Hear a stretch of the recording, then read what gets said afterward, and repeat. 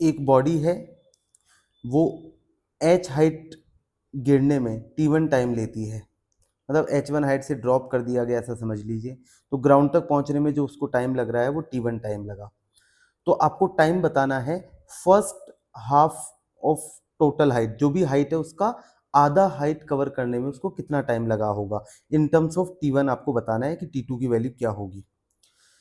तो वो t2 time बताना है। t2 क्या है? फर्स्ट हाफ का टाइम। और t1 क्या है? h नीचे गिरने का। तो अगर किसी बॉडी को h हाइट से ड्रॉप कर दिया गया तो ग्राउंड तक पहुंचने में, ड्रॉप किया जाए तो h हाइट तक गिरने में टाइम कितना लगता है, जिसको t1 कहा जा रहा है। t1 की वैल्यू कितनी होती है? √2h/g।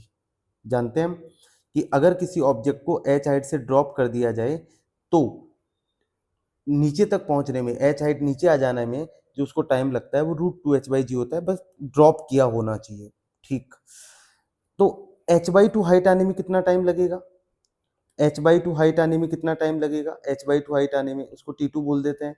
तो √2, h की जगह क्या लिख दोगे? h/2 इंटू जी। अब इसमें से √2h/g को बाहर ले लो तो कितना बचा? 1/√2 बच गया। √2h/g को मैं क्या कह सकता हूँ? t1।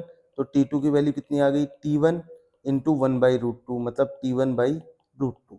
t1/√2 करेक्ट आंसर है। t2 की वैल्यू कितनी होगी? t1/√2। फर्स्ट ऑप्शन करेक्ट है।